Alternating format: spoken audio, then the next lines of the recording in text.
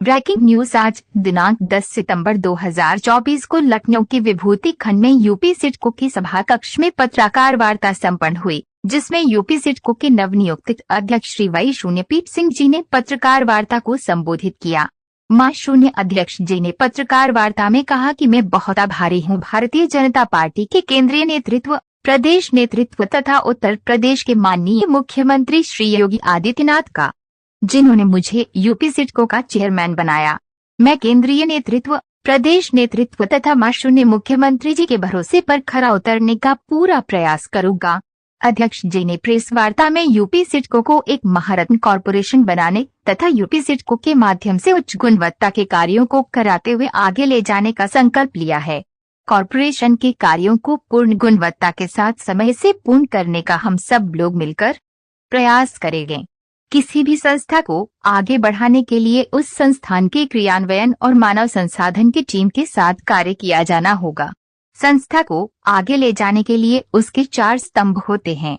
संस्थान द्वारा अनेक महत्वपूर्ण कार्यों में मोटिवेशन डालकर कॉरपोरेशन को शिखर पर पहुंचाने का कार्य करते हैं। उत्तर प्रदेश के माननीय मुख्यमंत्री श्री योगी आदित्यनाथ जी द्वारा पूरे प्रदेश में इंफ्रास्ट्रक्चर का बुनियादी ढांचा वह भी पूर्ण गुणवत्ता के साथ, चाहे वह सड़क, बिजली, पानी, शिक्षा, स्वास्थ्य, सुरक्षा व्यवस्था हो। आज प्रदेश में 18 से 18 घंटे बिजली तथा गांवों में सड़क, पानी इत्यादि की समुचित व्यवस्था की गई है, जिससे प्रदेश के लोग लाभान्वित हो रहे हैं। इन सभी क्षेत्रों के कार्यों को मां शून्य मुख्यमंत्री जी ने महत्वाकांक्षी योजना के रूप में लिया है, जिससे शून्य प्रथम शून्य के लोगों के साथ अन्य प्रदेशों के लोग भी भूरी भूरी प्रशंसा करते हैं। लोगों के जीवन में बदलाव इज ऑफ डूइंग की पहचान बन चुकी है। उत्तर प्रदेश एक बीमारू राज्य होता था, लेकिन पिछले 0.7 साल के शासन के बाद आज उत्तर प्रदेश आर्थिक आधार पर महाराष्ट्र के बाद देश की दूसरी सबसे बड़ी अर्थव्यवस्था वाला राज्य बन गया है। आज उत्तर प्रदेश की कानून व्यवस्था पूरे देश का रोल मॉडल बन चुकी है। अराजक तत्वों से निपटने की मां शून्य मुख्यमंत्री जी की कला पूरे देश के मुख्यमंत्रियों द्वारा अपनाई जा रही है। वह दिन दूर नहीं जब उत्तर प्रदेश देश में सर्वोत्तम प्रदेश कहलाएगा। मैं इस प्रेस वार्ता के माध्यम से एक बार पुनः शीर्ष नेतृत्व का आभार व्यक्त करता हूं। आज की पत्रकार वार्ता में यूपी सिडको के प्रबंध निदेशक श्री प्रकाश बिंदु I00S0 भी उपस्थिति थे। उनके द्वारा बताया गया कि विगत 03 वर्षों में निगम ने वित्तीय वर्ष 2021 से 2022 में निगम का टर्नओवर ₹737.00 करोड़, वित्तीय वर्ष 2022 से 2023 में ₹849.00 करोड़ एवं वित्तीय वर्ष 2023 से 2024 में ₹157.00 करोड़ का लक्ष्य प्राप्त किया गया और निगम लगातार लाभ की स्थिति में है। AIN से प्रधान संपादक विकास श्रीवास्तव के साथ रह के ही अच्छा और बड़ा काम किया जा सकता है। उसी निमित्त मैंने ये प्रेस कॉन्फ्रेंस रखने की कोशिश की।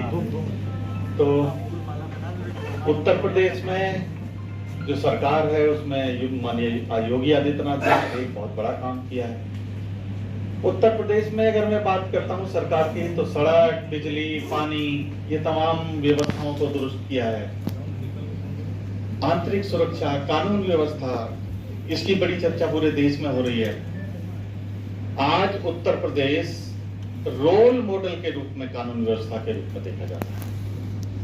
बहुत गर्व होता है जब हम देश के किसी प्रदेश में जाते हैं और यदि हम किसी आम आदमी से चर्चा करते हैं, टैक्सी ड्राइवर के साथ बैठकर जाते हैं, टैक्सी ड्राइवर कहता है कि भाई आपके उत्तर प्रदेश में तो कानून व्यवस्था में बहुत बढ़िया हो गया। और जब लोग ये कहते नजर आते हैं कि भाई उत्तर प्रदेश जैसा मुख्यमंत्री हमारे भी प्रदेश का मुख्यमंत्री होना चाहिए, तो हमारा सीना चौड़ा हो जाता है, मस्तक गौरव से प्रफुल्लित हो जाता है। ऐसा काम उत्तर प्रदेश के यशस्वी मुख्यमंत्री जी ने करके दिखाया है। आम जीवन में लोगों के बदलाव किया है। किसी भी सरकार का ये पैमाना होता है कि वो लोगों के जीवन में कितना बदलाव कर सकते हैं। उसी के बूते पर यह आकलन होता है कि सरकार कैसी चल रही है।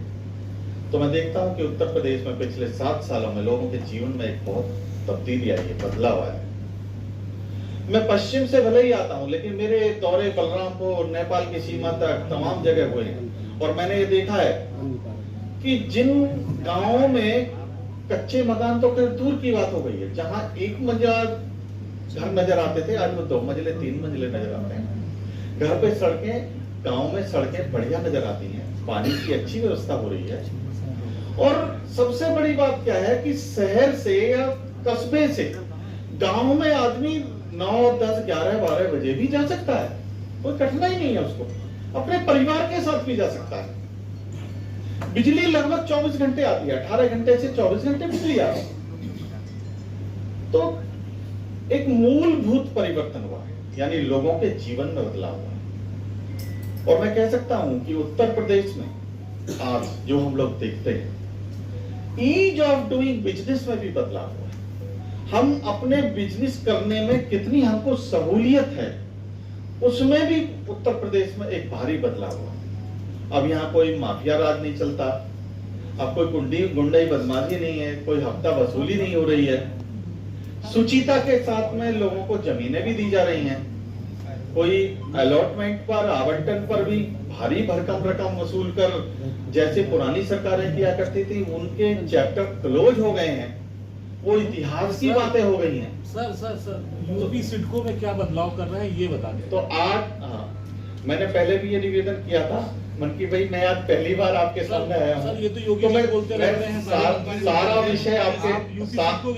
विषय मैं आपके सामने रखूंगा। तो आज उत्तर प्रदेश में जिस प्रदेश में 2 भगवानों ने जन्म लिया और उन भगवानों की स्थिति, उनकी जगह बदल गई, और जो पूरे देश को एक संस्कृति के मामले में उत्तर प्रदेश लीड करता था, डायरेक्शन देता था, मार्गदर्शन देता था, और हमारे तीर्थ स्थलों की स्थिति बहुत नाजुक थी, आज वो एक मजबूत आधार लेकर खड़ी हुई है, सब लोगों के सामने है।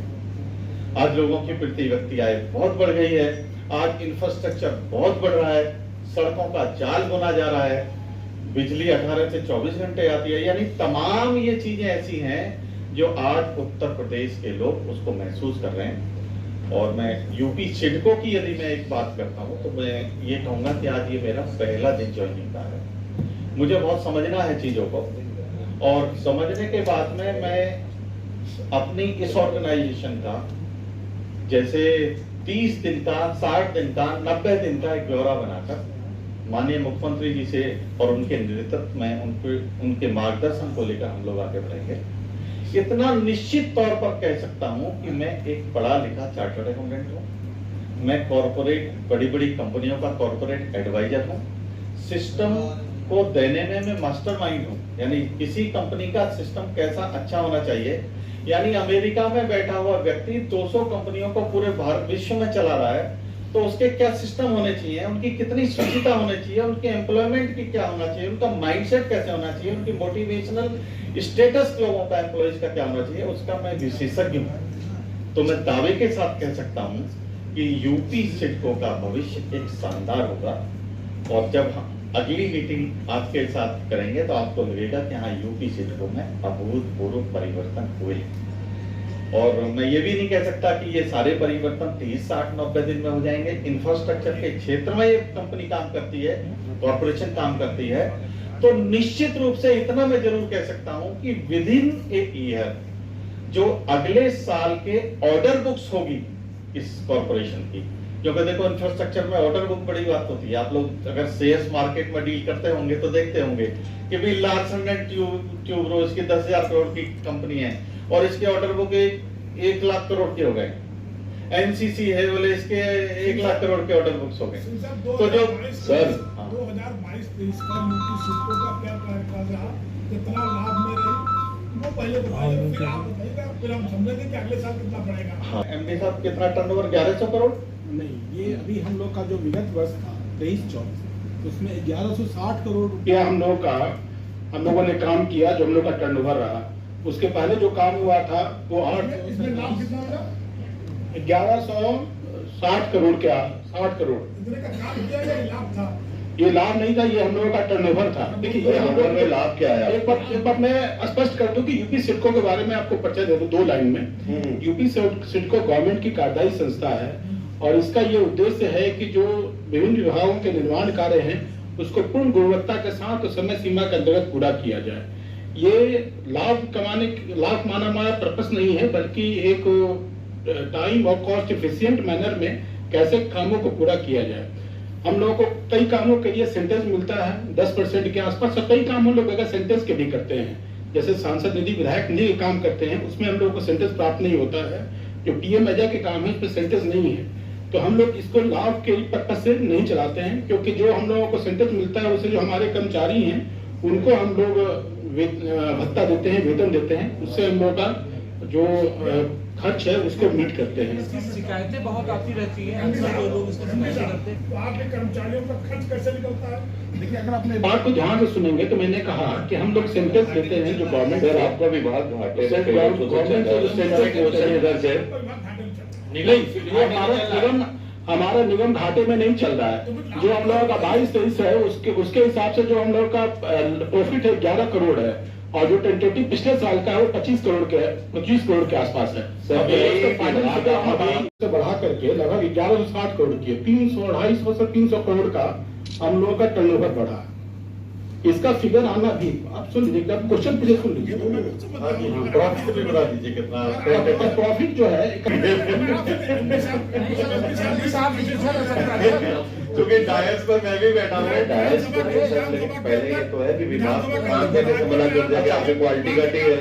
अच्छा, हमसे प्रश्न करिए। अरे आपसे नहीं, एमडी साहब से किया। अब मैं ये कहना चाह रहा हूँ आपको कि जो काम तो बढ़ रहा है, और काम बढ़ रहा है तो कई काम छेड़े गए, आप ये देख लीजिए ना क्वालिटी की वजह से। मिड टर्म में आपका आना, आधा साल बीत चुका सर, चीजों को सुधारने के लिए लगता है।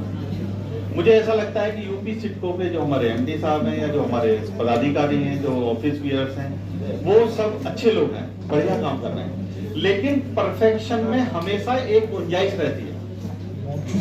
सर्वश्रेष्ठ बनाने की एक गुंजाइश रहती है, उसको हम पूरा करेंगे। और मैं आपके बीच में ये कहना चाहता हूं कि माननीय मुख्यमंत्री जी से बात करके इस यूपी सिडको को महारत्ना उत्तर प्रदेश की कंपनी बनाने के लिए एक पूरा प्रयास हम लोग करेंगे।